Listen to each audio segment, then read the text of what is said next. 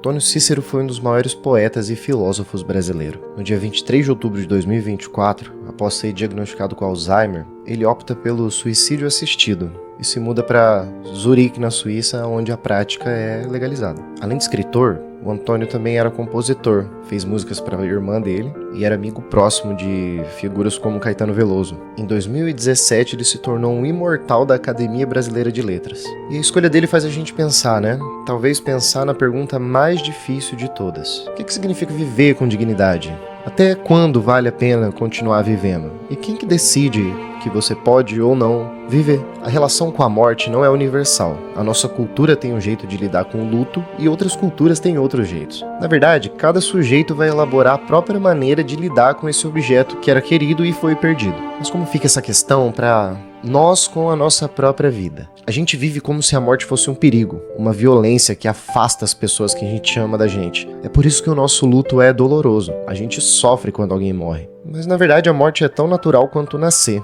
Talvez a única certeza que você tem na sua existência depois que você nasceu é que você vai morrer. Ignorar a existência da morte não retira ela da jogada. A gente só recalca isso. E de acordo com a teoria psicanalítica, tudo aquilo que causa desconforto na gente, que em vez da gente elaborar, a gente recalca, costuma causar muito sofrimento. Até porque não é inato sofrer porque alguém morreu. Tem um estudo da área da psicologia, que é o caso do pequeno Albert, onde um garoto aprende a ter medo de um coelho. No começo ele não tinha medo, mas depois de vários barulhos, sons e sustos, ele desenvolve medo pelo coelho. Quando ele era apresentado para um novelo de lã, ou a barba de um homem idoso, ele também sentia medo. Então esse estudo mostrou que as coisas que nos assustam não são inatas, a gente aprende, pelo menos o que não foi instintivo. E esse estudo pode ser um apontamento de o porquê que é que a gente sofre tanto com perder alguém. Ou até mesmo porque que a gente tem tanto medo da velhice. E hoje em dia existem vários processos da medicina que prolongam nossa vida. Veja só, na pré-história os Homo sapiens viviam até 20 anos.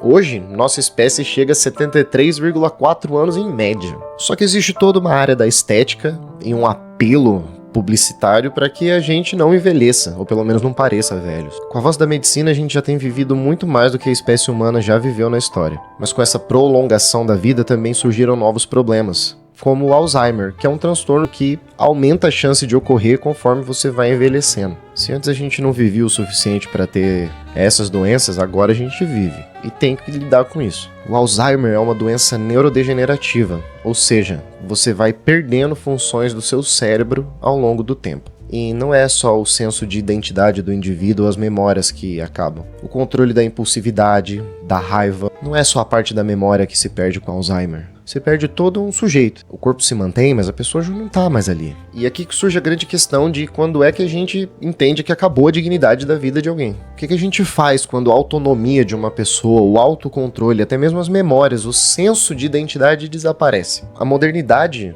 nos dá meios para prolongar a vida, mas ainda não desenvolveu métodos para lidar com coisas que acontecem na vida. Como envelhecer ou morrer, ou câncer, ou outras coisas que nos acometem que a gente não tem controle. E foi diante de tudo isso que o Antônio Cícero tomou sua decisão. Optou por não passar para o estágio avançado da doença, encerrar a sua vida enquanto ele ainda estava lúcido e são. Ele não queria ser só um espectador do próprio fim, ele queria ser também autor.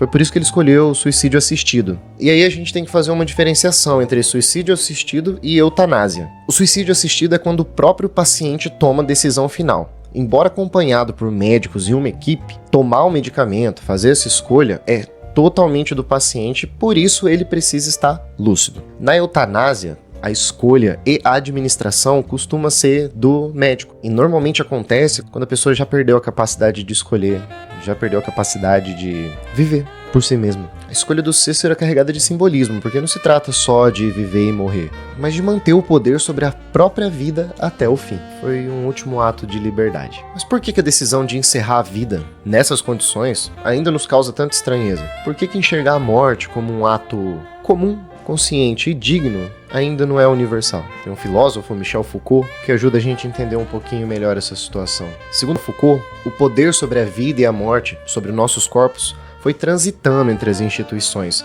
No primeiro momento era a igreja, até que a gente chega no momento onde é o médico que decide quem vive, como trata, como não trata, quem interna, quem não interna, quem sarou, quem não sarou. A decisão de viver e morrer deixa aí de ser do indivíduo e agora se torna uma decisão dos médicos. Isso faz a vida ser controlada por um saber técnico, uma visão política e científica de como os corpos devem ser, em algum nível, controlados. Para Foucault, a vida ela não é mais vivida, ela é gerida, como um objeto que você precisa monitorar. O hospital se torna então um templo onde o seu corpo humano é só um objeto biológico e eles têm o objetivo de manter aquilo funcionando o máximo de tempo possível, independente da qualidade da sua existência. O negócio é manter você vivo. Alguém como o Antônio, quando rompe com essa lógica de que o saber da sua vida é decidido pelo médico, você tem que viver o máximo possível, isso choca a sociedade. Porque alguém toma de volta o controle da própria vida e decide por si mesmo como vai viver, ou como vai morrer. Esse ato incomoda porque ele questiona o pensamento médico vigente que toda a nossa sociedade tem, de que só é possível morrer quando o médico disser que ele já fez de tudo. E aí iniciam-se os cuidados paliativos, onde se foca em remover a dor para que a pessoa possa morrer naturalmente. Mas o Cícero e outras pessoas que optaram pelo suicídio assistido nos mostram que manter a vida a qualquer custo pode ser violento. Há pessoas que não estão dispostas a definharem até perderem a própria noção de identidade só porque um parente quer ver isso. E que escolher morrer pode ser um último ato de liberdade. É assim mais ou menos que a escolha pela morte inverte a lógica de um saber médico dominante enquanto você não tem direito nem à sua própria vida, porque te dá o privilégio de encarar o final da sua existência de forma consciente. De acordo com Durkheim, o suicídio é um fato social. Ele acontece porque vivemos em sociedade. O próprio Freud já nos disse que viver em civilização reprime nossos instintos e isso causa sofrimento. Eu não acho que você tem que tirar sua própria vida por causa de intempéries da própria vida. O caminho precisa ser seguido.